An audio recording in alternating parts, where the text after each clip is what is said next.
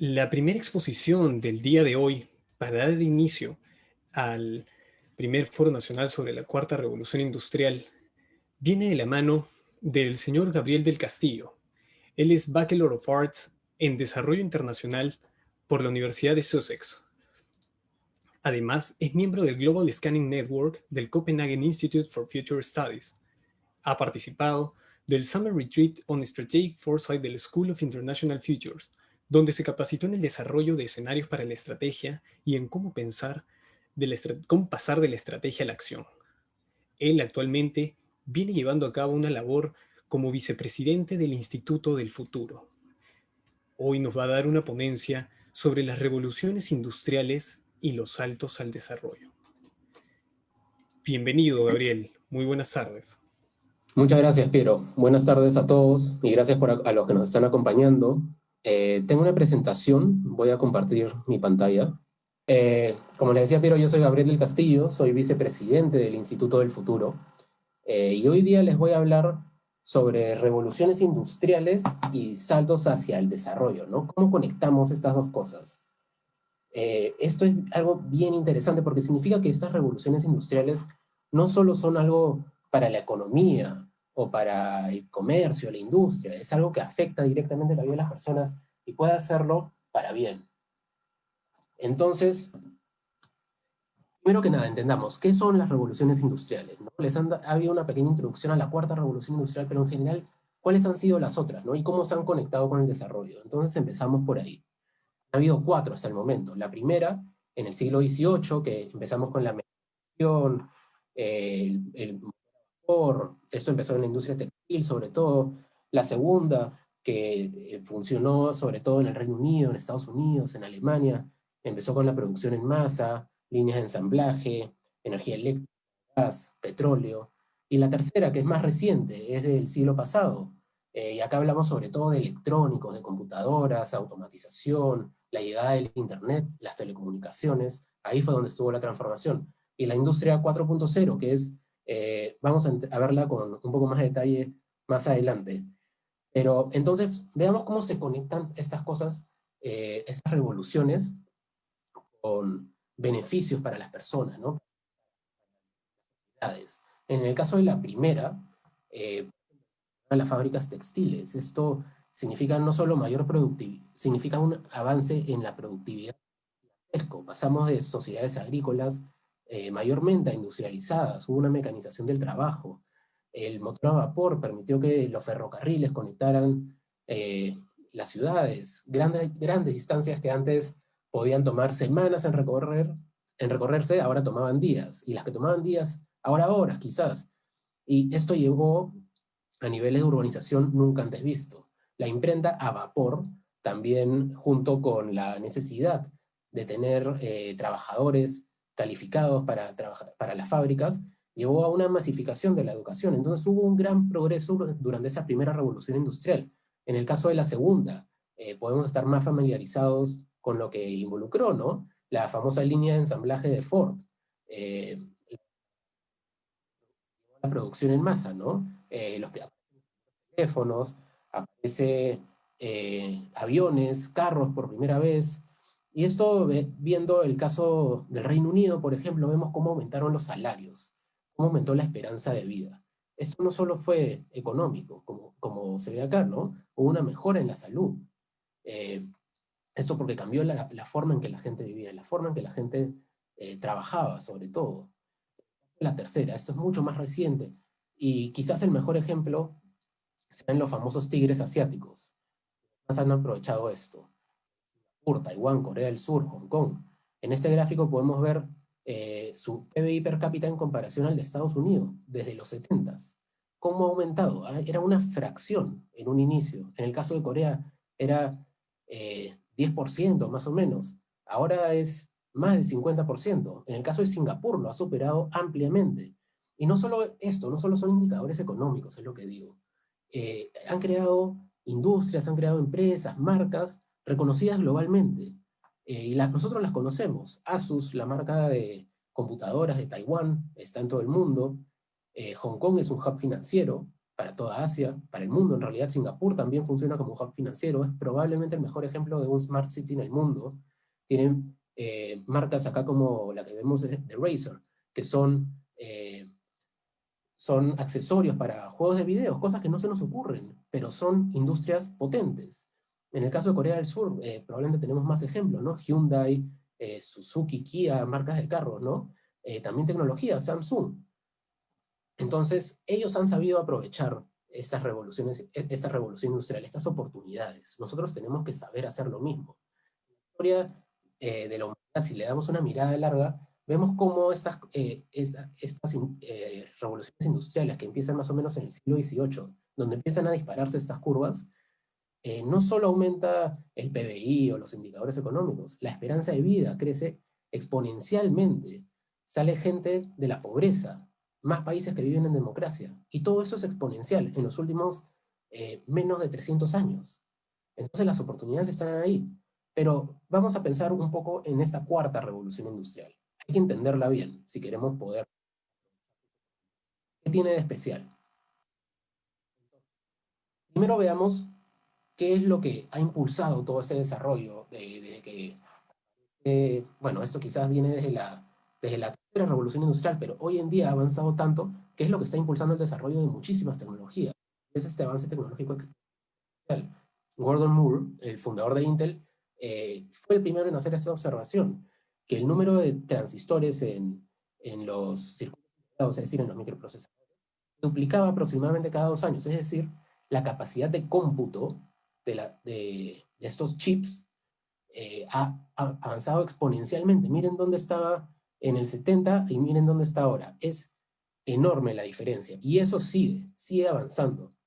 Entonces imaginémonos lo que podrían hacer las computadoras que nosotros tenemos hoy día en 10, en 20 años, ¿no? Es la misma diferencia quizás que hubiera habido entre las computadoras que nosotros tenemos ahora y las primeras. Parecen mundos diferentes. Vemos también en otra cosa que está sucediendo, que permite que la cuarta revolución industrial tenga el impacto, tenga el potencial que tiene, que es la desmonetización de estas tecnologías y la democratización de ellas. Es mucho más accesible que antes.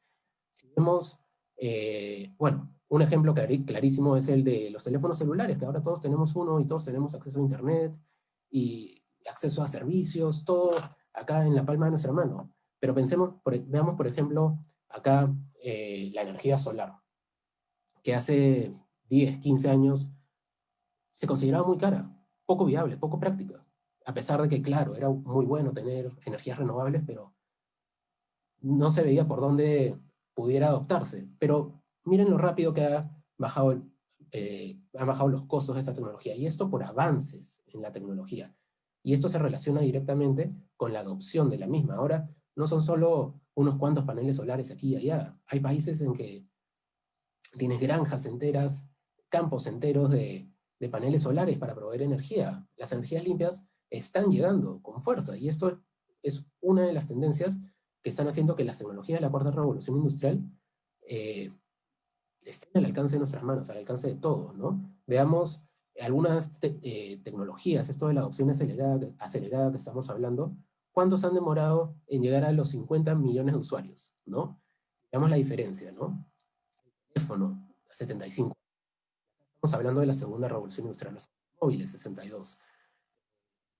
Las computadoras y los teléfonos móviles, que son de la tercera revolución industrial, 14 y 12 años respectivamente.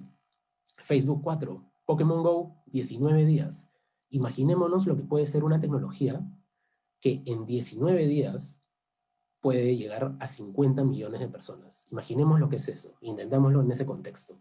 Entonces ahora, ¿qué cosa es la cuarta revolución industrial? Propiamente se ha explicado un poco, pero ¿qué tecnologías comprende, no? La cuarta revolución industrial, en realidad, más que solo las tecnologías, cómo estas están atravesando los límites entre lo físico, lo biológico. Y esto está lejos de acabar y nos va a permitir hacer cosas que antes parecían ciencia ficción. Un crecimiento exponencial. No solo va a transformarse la industria, es lo que les quiero decir, sino se van a transformar todas nuestras vidas radicalmente, en muchos sentidos diferentes. Entonces veamos algunas de las tecnologías acá y qué es lo que pueden permitirnos hacer, qué avances pueden permitir que sucedan. Pensemos en la robótica avanzada, el Internet de las cosas, inteligencia artificial, el 5G, la computación cuántica, que va a dejar nuestras computadoras de hoy en día obsoletas el día que se pueda, el día que eso funcione a escala. La impresión 3D, imaginémonos ya no ir a la tienda, sino comprar los derechos de un producto, el diseño, e imprimirlo en tu casa. Eso suena como sacado una película, pero es una posibilidad y es muy real. Pensemos en biotecnología, nanotecnología, todas estas cosas están generando ciertos cambios que presentan avances con beneficios tangibles, como la telemedicina, salud al alcance de todos. En un país como el Perú, que la salud no llega a todos los rincones del país, la telemedicina podría ser transformadora, fábricas inteligentes que aumenten la productividad muchísimas veces, vehículos autónomos y vehículos eléctricos como los de Tesla, que no solo son más sostenibles y contaminan menos, sino que pueden ser más seguros en el futuro. Pero también hay otro lado de todo esto, ¿no? No todos son oportunidades, hay que tener en cuenta algunos riesgos. Pensemos en las noticias falsas, los fake news, como ahora están mucho más vigentes, porque todos estamos conectados, porque una gran parte de la población está en redes sociales, por ejemplo, y eso está erosionando ciertos aspectos de nuestra democracia. Entonces, hay consideraciones que hay que tener. ¿Qué pasa con la privacidad hoy en día? Ahora que se van acumulando datos de todas las personas. Hay que tener todo esto en cuenta. Pero lo importante hoy día de esta presentación es cómo conectamos todos los elementos de la cuarta revolución industrial con el desarrollo. Entonces, ¿cómo hacemos? ¿Cuál es la gran oportunidad acá y cómo la aprovechamos? Una oportunidad para economías emergentes, como la nuestra, como nuestro país. Thomas Friedman nos dice en su libro, Gracias por llegar, a la oportunidad de dar saltos hacia el desarrollo, darnos pasos por los que tuvieron que pasar las... Esto es lo que se conoce como leapfrogging. Pero para esto tenemos que conectar los avances de la cuarta revolución industrial con grandes metas para el desarrollo y tener en cuenta el potencial de estos beneficios, ¿no? La cuarta revolución industrial, las tecnologías de esta podrían agregar 14.2 billones de dólares al Producto Bruto Mundial al 2030. Ahora, el Producto Bruto Mundial es de 87.7 billones aproximadamente. O sea, eso sería 16% adicional sobre lo de ahora. Eso es impresionante, son números increíbles. Entonces las oportunidades están ahí. Y no podemos dejar que, como pasó con la tercera revolución industrial, se nos pase el tren. ¿No? Depende de nosotros aprovechar estas oportunidades. El caso perfecto es el de Colombia, que está haciendo las cosas bien y se ha planteado una gran meta, ser el Silicon Valley de América Latina. Y para esto, bueno, hace unos días, es importante mencionar que lo están logrando, les está yendo muy bien. No solo tienen un centro para la cuarta revolución industrial en Medellín ahora, Foro Económico Mundial, sino que la OCDE los ha reconocido como el tercer país, uno más avanzado en gobierno digital, recientemente. ¿Qué diferencia? Comparémoslo con nuestro país y las metas que se han planteado son muchísimo más ambiciosas. Mientras que en nuestro país menos de la mitad de las personas tienen acceso a Internet, ellos han planteado que para el 2022 70% tenga acceso. Van a entrenar a 100.000 programadores y tienen 17 proyectos de transformación digital para los servicios, para mejorar los servicios a los que acceden los ciudadanos. Tienen este centro que les mencioné y están enfocados en pymes y les está dando resultados. Entonces, esta es la ruta que tenemos que seguir. Pero hay algunos ingredientes que tenemos que tomar en cuenta para que esto funcione, y los necesitamos sí o sí. Instituciones y gobernabilidad. Paul Collier de la Universidad de Oxford se ha dedicado a estudiar esto bastante. Encontró, por ejemplo, que cuando el precio de las primas eran elevados, en el corto plazo todos se beneficiaban, todos los países que tenían recursos se hacían más ricos, pero en el largo plazo, los únicos beneficiados, que no estaban peor que como empezaron, eran los países que tenían cierto nivel de institucionalidad. Y eso necesitamos desarrollar acá en el Perú. Transparencia radical y una ciudadanía involucrada. El proyecto país tiene que ser de todos. Si no, no funciona. Tenemos también que enfocarnos en lo que importa, en lo que genera valor para la sociedad. Porque ya no podemos pensar como se pensaba antes, en solo crecimiento económico, en que las opciones son capitalismo, comunismo. No, hoy día tenemos que cambiar de paradigma, tenemos que pensar en el bienestar de las personas y esas tienen que ser nuestras metas. cómo pensamos en las futuras generaciones, cómo pensamos en el bienestar del planeta. Esto es importantísimo y hay que medir lo que importa, como hace no solo el PBI, pero, por ejemplo, algo innovador que está haciendo Nueva Zelanda, tienen una métrica, que es el índice de progreso genuino. Ellos miden lo económico junto con lo social, con lo ambiental, porque esto agrega valor a la sociedad también y se tiene que tomar en cuenta. Y hay que tener un plan, y hay que tener visión de futuro. Y esto, de nuevo, regresamos un poco a las instituciones, pero los tigres asiáticos, todos tienen instituciones que se dedicaron a planear los siguientes 30, 50 años para llegar a donde están. Corea tiene el Instituto de Desarrollo Coreano, Singapur tiene el Centro de Futuros Estratégicos.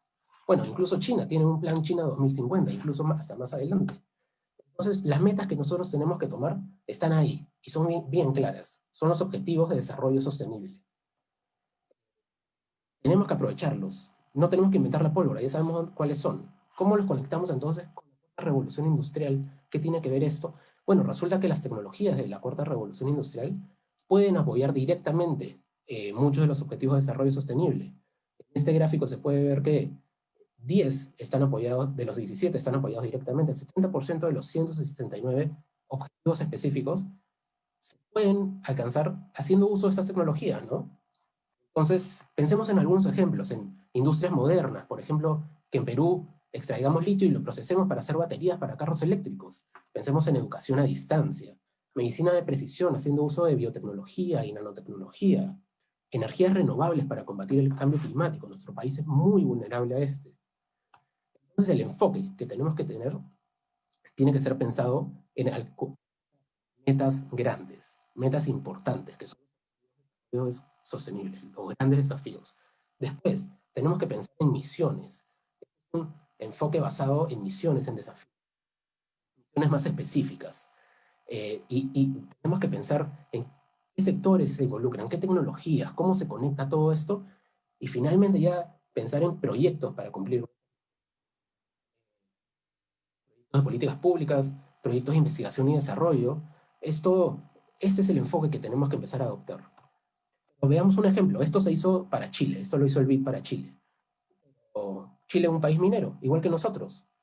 ¿Por qué no lo podemos hacer nosotros igual?